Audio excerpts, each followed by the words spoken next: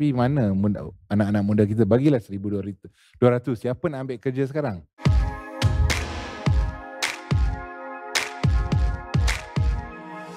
Kenapa pembanjiran ini berlaku? Why has it happened untuk berpuluh-puluh tahun? I think from zaman Tan Sri Dah dulu. Bukan, this is not a fenomena baru. Pekerja asing dah ramai. Sekarang kurang lebih berjuta lah dalam Malaysia ni. Salah satu, adakah mereka sengaja nak lari dalam? Mungkin sebab ada magnet ekonomi ni, insentif. Duit kita lebih besar. So memang okey lah. Mana-mana ada ekonomi lebih besar, rakyat Malaysia juga akan keluar cari wang yang lebih besar di Singapura ke di mana. So I don't think it's a problem with the magnet. Persoalan dia bagaimana dia boleh masuk tanpa menggunakan laluan-laluan yang formal, mengikut perundangan, the official, yang rasmi.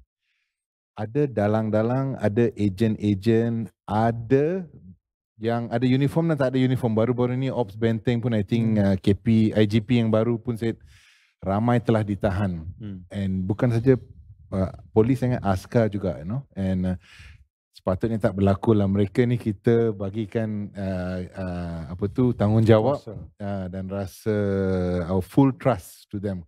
Kalau mereka yang belok tu, jam lah kita punya perbatasan tak terjaga. So sistem yang membenarkan jalan-jalan tikus ni boleh dibolosi atau adanya jalan-jalan tikus ni sebab sistem kita tidak telus dan sistem menyangkal korupsi itu masih lagi tidak kuat lah. So dari zaman 30 tahun dulu sampai sekarang, you just need one small person. Dan Suhakam, kita telah membuat satu laporan yang kes Wang Kelian, yang matian 134 mangsa tu di perbatasan Thailand dan Malaysia. Itu area yang sensitif ya. Ada polis, ada askar, banyak agensi. Tapi masih lagi ejen-ejen ini boleh memperdagangkan manusia sampai 134 I think Rohingya, yang ramainya Rohingya yang mati itu. Dan sampai sehari ini kita tunggu siapa yang dalam Malaysia ni yang menolong mereka boleh wujud sebegitu. So bagi saya, kalau di perbatasan area yang cukup sensitif demi keselamatan negara tu boleh dibolosi, itu bagi saya adalah penyebab utama. Bukan pekerja asing, sebab mereka tu tak ada kuasa. Mereka cuma ada kuasa untuk bayar ejen. So keupayaan mereka masuk keluar, maksud dia we have a serious problem at hand lah.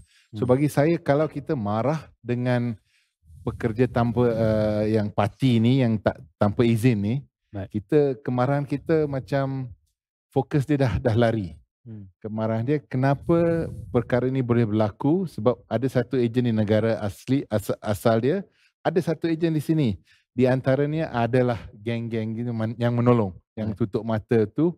Sebab tu Ops Benteng tu sekarang mengharapkan kita boleh stop perkara begini. Tapi dalam proses itu, hak asasi mangsa-mangsa atau juga penjenayah ada hak juga. Pihak polis akan menggunakan cara perundangan. Bila tahan tu masuk ke dalam depo immigration ke lock up tu, saya ingat pihak polis tak cakap, kamu ni pendatang asing, okey, sorry lah, saya boleh tendang kamu. Tak boleh.